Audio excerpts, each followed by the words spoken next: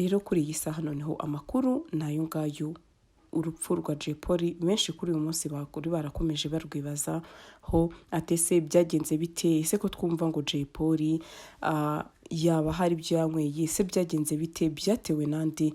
Noneho kuri iyi saha noneho Gasaro TV. Ndabasuje cyane mwese mukurikira Gasaro TV, ndetse mbabwira ngo aho muri hose impande zose z'isi, abari mu Rwanda, East Africa ndetse n'abari muri diaspora, no kuri nanjye ndabakunda nko namwe mudahwema kungaragariza urukundo. Tumaze iminsi rero tubagezaho inkuru navuga ngo y'incamugongo cyangwa se inkuru ibabaje, ndetse n'inkuru y'agahinda cyane ko ari inkuru y'urupfu rw'umugabo Tuyishime Joshua cyangwa se izina rye ry'ubuhanzi akaba yitwaga Jay Polly. Ni inkuru rero navuga ngo yashenguye imitima ya benshi, yaba umuryango we, yaba inshuti, yaba abavandimwe, ndetse nk'uko twabagejejeho uko yashyinguwe, no kuri byaragahinda gakomeye, ndetse reka mvuge ngo ni n'igikomere gikomeye cyane, yaba ku bagore be babiri cyane ko bose banabyaranye, ari Sherifa ndetse na Fifi, cyane ko bose bafitanye abana. Rero muri makeya ni igikorwa navuga ngo cyababaje benshi, ku bafana, ku muryango we, ndetse muri rusange no ku baraperi bakoranaga injyana imwe cyangwa se muri rusange mu muziki nyarwanda, kuko twabuze umuntu ukomeye cyane ndetse n'igihombo gikomeye cyane ku muziki. Impamvu rero ngarutse kuri iyi nkuru ni uko kuri uyu munsi noneho icyishe Jay Polly nyirizina cyamenyekanye. Reka nongereho ngo umurambo wa Jay Polly wakorewe ibizamini byo mu maraso, ndetse bafata n'ibyo mu nkari no mu gifu, bisobanura ko mu mubiri we hasanzwemo ikinyabutabire cya methanol cyinshi cyateye umutima we kuba wahagarara.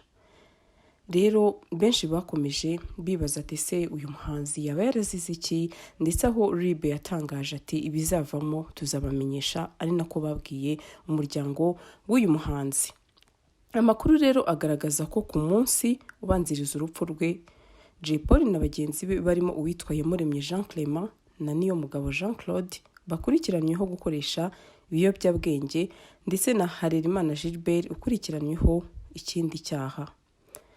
Banyoye ibintu byavanzwe hifashishijwe isukari, alcohol ndetse n'amazi ashyushye. Ngire ngo ibyo ngibyo byo mu kiganiro cya mbere twari twabibabwiye.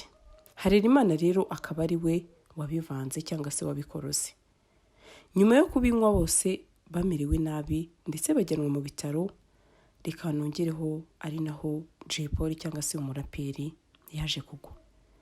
Kugeza ubu rero abo babisangiye nabo amakuru atugeraho nuko bakiri mu bitaro. Amakuru yizewe nuko Iyamuremye afite ikibazo cyo kutabona neza, ndetse bishobora kumuviramo ubuhumyi bwa burundu biturutse kuri iki kinyabutabire. Guhuma amaso ni imwe mu ngaruka ishobora guterwa no kunywa ikinyabutabire cya methanol. Kugeza ubu umuryango wa Jay Polly ndetse reka nongereho ngo wamenyeshejwe icyishe umuvandimwe wabo, hanyuma Harerimana wabahaye ibi binyobwa yatangiye gukurikiranwa n'amategeko. Nukuri ni inkuru ibabaje, ni ibintu biteye agahinda, ndetse n'ibintu navuga ngo aho umuntu yakoroga ibintu ndetse bikaba byatwara mugenzi we, ndetse reka mvuge ko ari igikorwa navuga ngo cy'ubunyamaswa cyangwa se igikorwa kibi. Rero ni ibintu navuga ngo bagenzi be nabo kuri iyi saha nk'uko amakuru atugeraho ko bakiri mu bitaro ndetse nabo bamerewe nabi. Hanyuma Harerimana wabahaye iki kinyobwa akaba akurikiranyweho icyaha cyo guha umuntu ikintu gishobora kwica cyangwa gushegesha ubuzima, gihanwa n'ingingo ya 115 yo mu itegeko riteganya ibyaha n'ibihano muri rusange. Rero aya ngaya akaba ari amakuru ya RIB noneho nyirizina yaje asubiza benshi bakomeje bibaza ati se umugabo Jay Polly cyangwa se umuhanzi wacu muri rusange, cyane ko yakundwaga n'ingeri zose, abatoya, abakuru, ndetse reka nongereho ngo n'abashesha kanguhe, cyane ko mu gushyingura kwe mwagiye mubibona ko benshi kwiyakira byaranze, yaba abafana aho bakomezaga bavuga amagambo ati Jay Polly yadukuye ku muhanda, abandi ati Jay Polly yaratugaburiye, abandi ati Jay Polly yaratwambitse. Rero RIB akaba yamaze gusohora iri tangazo, cyane ko benshi bakomeje bibaza ati ariko se Jay Polly yishwe n'iki, abandi ati se ni gute ko bagenzi be batapfuye. Rero reka nongereho ngo inzego zerekanye ibyavuye mu bushakashatsi bw'urupfu rw'uyu muhanzi Jay Polly, cyane ko benshi bakomeje bavuga amakomenti menshi agiye atandukanye, bamwe ati yaragambana. Rero kuri iyi saha ngire ngo benshi mu byo bibazaga barasubijwe, noneho ukuri gushyizwe ahagaragara, aho kuri ubu ngubu noneho RIB cyangwa se reka mvuge ngo urwego rubishinzwe rwerekanye ukuri ku rupfu rw'uyu muhanzi.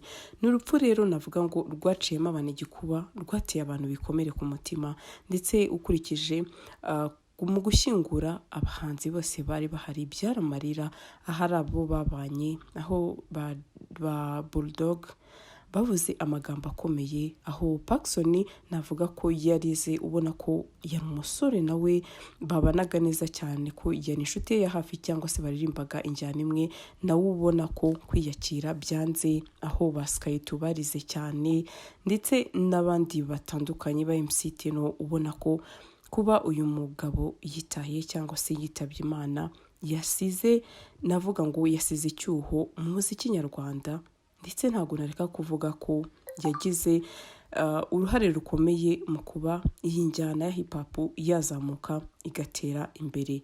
Rero kuri iyi saha noneho amakuru nayo ngayo, urupfu rwa Jay Polly benshi kuri uyu munsi bakuri barakomeje barwibaza ho atese byagenze bite, ese ko twumva ngo Jay Polly yaba hari ibyo yanyweye, se byagenze bite, byatewe nandi. Noneho kuri iyi saha noneho benshi murabyumvishe cyangwa se murasobanukiwe cyane ko amakuru noneho yavuye mu bushakashatsi bwakozwe, reka mvuge ngo ku murambo we. Ntabwo nareka kwihanganisha rero abantu aho muri hose, abakunzi be turi benshi, ari abari East Africa, ari abari mu Rwanda ni benshi, ndetse ntabwo nareka kuvuga ngo ari n'abari muri diaspora, cyane ko yari umuntu ukundwa na benshi, ufite inshuti nyinshi cyane. Biri bimwe mu byo umugore we yatangaje, yaravuze ati icyo tumusabiye ni iherezo ryiza, cyane ko tuzi neza ko nubwo yitahiye ahanini nta muntu wavuga ngo bafitanye ikibazo, kuko yari umuntu ukundwa n'ingeri zose, kandi yari umuntu uhora yifuriza amahoro buri muntu wese. Ni ukuri reka mvuge ngo twese dukomere, umuryango wa Jay Polly ukomere, abafana bakomere, ndetse ntabwo nareka kuvuga ngo inshuti n'umuryango muri rusange. Ni ibintu biteye ubwoba, ndetse ntabwo nareka kuvuga ko ari igikuba cyacitse, cyane ko yari umuntu navuga ngo yari nk'ijya mwamba muri hip hop. Ukurikije cyane benshi bakomeje bavuga ati Jay Polly arashyinguwe n'abantu benshi bashoboka, cyangwa se navuga ngo yari umuntu ukunzwe, kuko niyo ugera aho Jay Polly yashyinguriwe i Rusororo wari bihitaga amaso aguha, wahitaga ubona ko yari umugabo ubana neza cyane, yaba abaciriritse, yaba aboroheje, yaba abakomeye, ndetse reka mvuge ko yari umuntu w'intwari. Ni ukuri reka nongere ngo rest in peace Jay Polly. Ni ukuri uyu munsi turarira, ejo tugaseka, ariko reka nongereho ngo twese niho tugana. Niwe wakundaga kuvuga ngo inzira ya muntu n'uruziga. Rero ni ukuri icyo dusaba Imana, reka dusabe iherezo ryiza, ndetse no kubana na bose amahoro. Kandi ikindi ni ukuri, niba dukunda umuntu cyangwa se dukunda abantu, reka tubibabwire bakiriho. Benshi twagiye gushyingura, benshi ndetse navuga ngo bari baziranye na Jay Polly, babazwaga ikibazo atese Jay Polly ko yari afunzwe wamugezeho, ati ntabwo namugezeho ariko nabyifuzaga, ariko ntabwo nareka kuvuga ngo intege z'abantu. Ni ukuri twese turabana b'abantu, ariko ntabwo bikwiye ko twese twakibuka umuntu kuko yapfuye, ahubwo tujye tugira umuco wo kubwira umuntu amagambo meza, cyangwa se yo kumusura, cyangwa se kumuhumuriza agihumeka umwuka w'abazima. Ni ukuri kandi tubigire umuco. Reka mvuge ngo rero ni ukuri no kwihangana. Njye twari turi muri iyi nkuru ni Sandra nk'ibisanzwe, kandi ni ukuri dukomere naho ubutaha. Gasaro TV.